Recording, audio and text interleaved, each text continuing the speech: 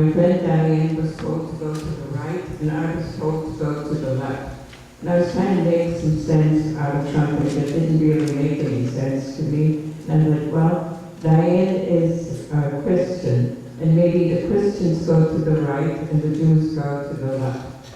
I was told to go to passport control, where everybody has to go to when they leave. And I turned in my passport and my ticket.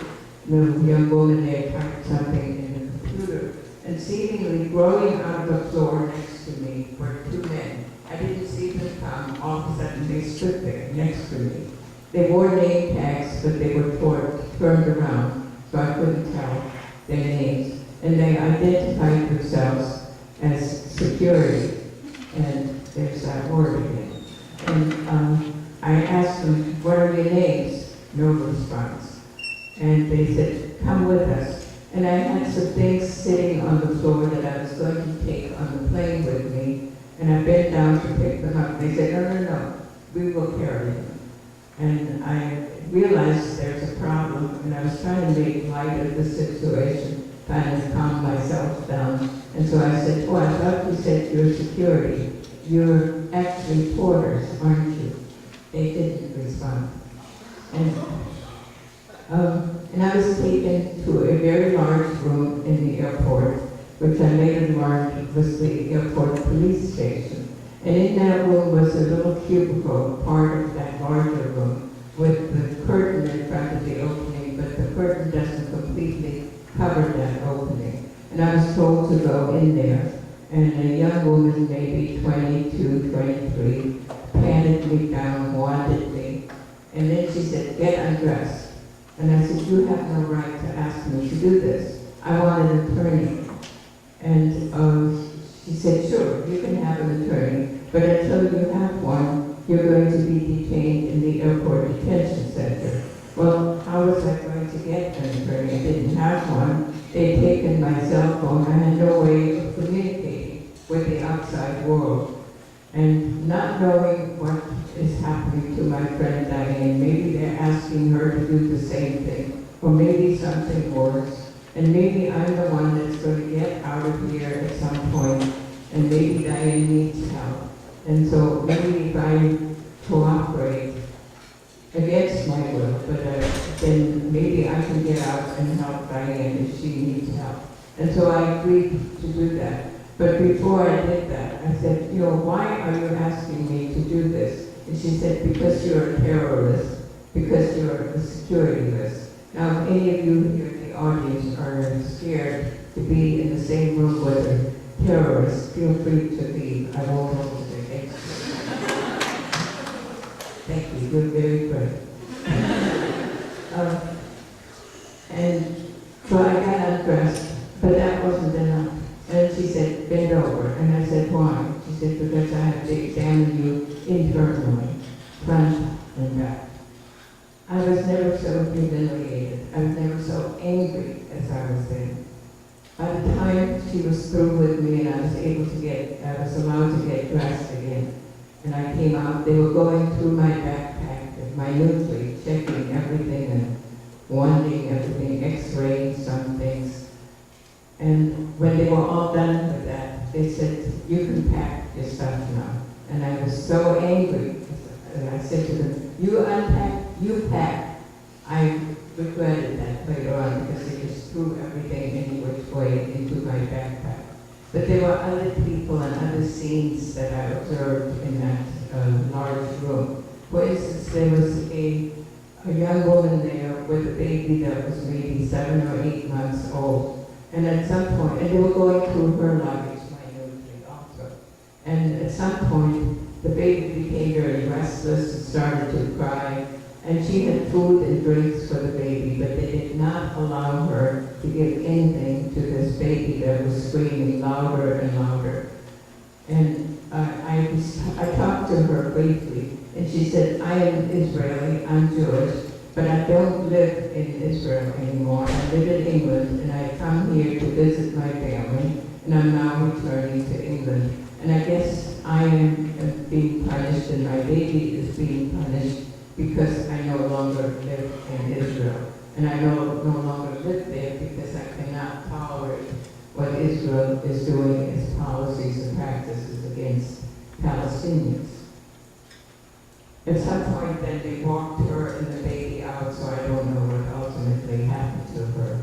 I also saw a young man from Spain. They took all his stuff out of his backpack and gave him his backpack back and said, okay, you can go on the plane. He said, well, what about my stuff? And they said, well, you can't have that.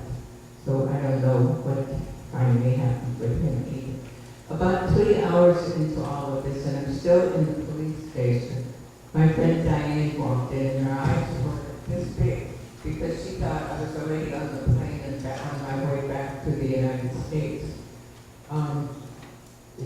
And when she came in there, they started to go through her things in her backpack. And I remember her saying, don't you trust the people downstairs where I just was? They went through all my stuff minutely. And I guess you don't trust them, so they continued going through her things. We were detained a total of about 5 hours. Of course, we missed our flight.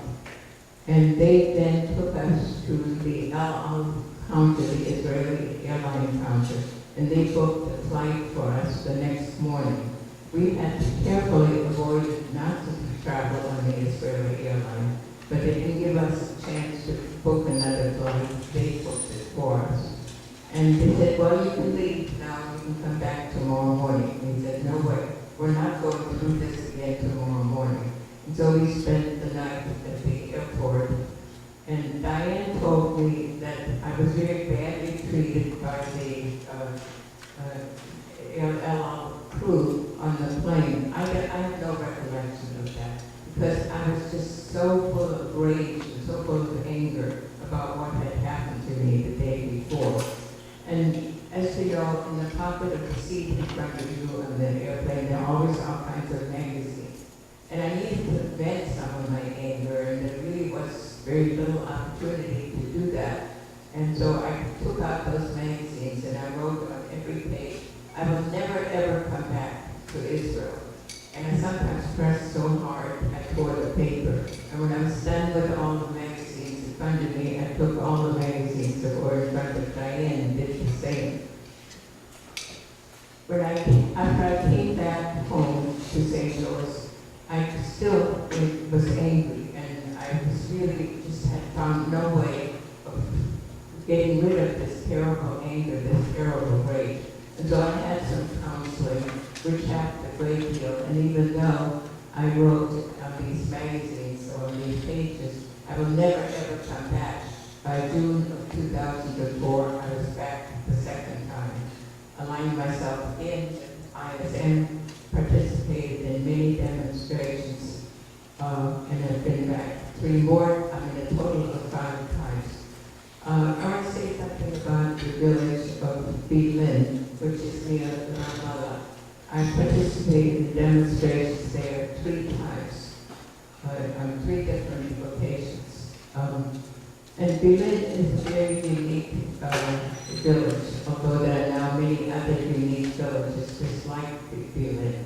But Beit-Lin is about 5 or 6 years, or maybe it's already almost 7 years ago, started to have demonstrations every Friday in opposition to the wall and that is being built on their land. In fact, about 60% of the land of Beit-Lin has been confiscated to make room for the wall, to make room for a settlement that has been built there and has been enlarged there.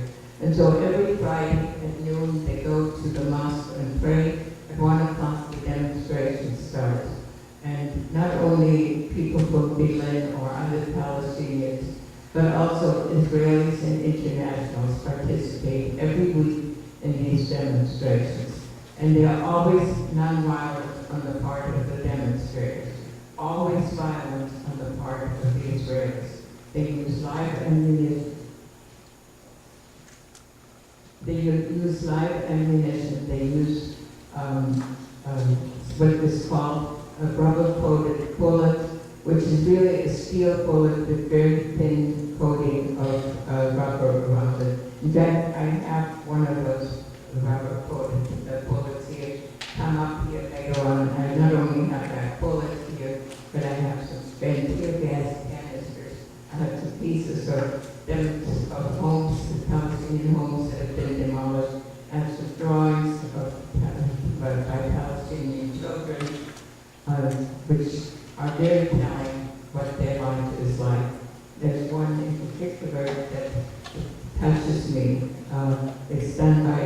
first grader by a 6-year-old, and it's the piece that in it locked up in a cage, and that's by a 6-year-old. But anyway, while I was on one of those demonstrations in Berlin, they used what's called sound bombs, and they're very, very loud. And one of those sound bombs went off not far from where I was standing, and as a result, I lost some of my hearing. So later on, when you ask questions, even though I'm wearing hearing aids now, I still have trouble sometimes hearing, so speak loudly, please.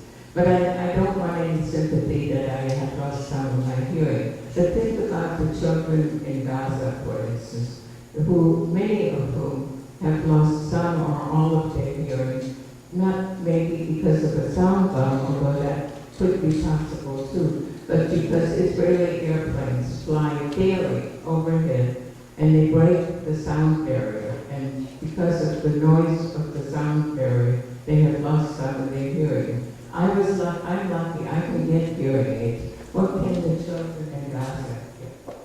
I want to say something about the flotilla, flotilla number 2. I'm sure all of you know what happened last year to flotilla number 1.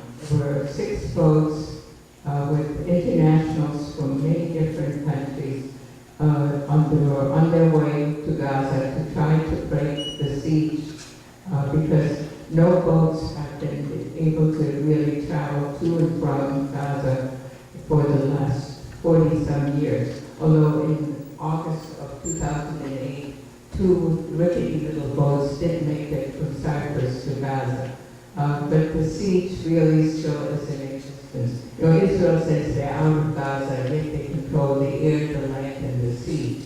And not only do they control the borders or the coastline of Gaza, but this flotilla last year was attacked in international waters. And my question is, does Israel own the Mediterranean? You know, I know of no country that borders a body of water that is not able to really access that body of water without being attacked. But Gaza is the only country, or the only place that I know where this happens. And so on this flotilla last year, there were 9 people who were killed, more than 50 were injured. One of them, I understand, is brain dead. And so now there is another flotilla has been organized, flotilla 2. There will be about 20 boats from many different countries, and about 1,000 people from many different countries. One of the boats is the U.S. boat to Gaza, and it will have about 50 or 60 people on it, Americans on it. And yours truly is going to be one of the people on that boat. I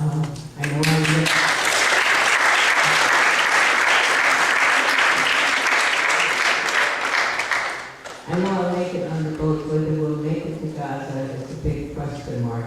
I understand the Israelis, by their own admission, their statement, have organized a special commission that is to determine how to prevent us from coming to Gaza, and not how to prevent us peacefully, but how to prevent us violently from reaching Gaza. They also have trained or are still in the process of training attack dogs who are already attack dogs, but they're giving them special training how to attack people that are on the boat. That really scares me. There's very little that has scared me before, but this really scares me. I somehow feel that a person, you know, even an Israeli commando, you know, maybe there's an opportunity to reach some human aspect of him still. But what do you reach in a dog? A dog that has been trained to attack. It's not the dog's fault. I have no problem with the dogs per se.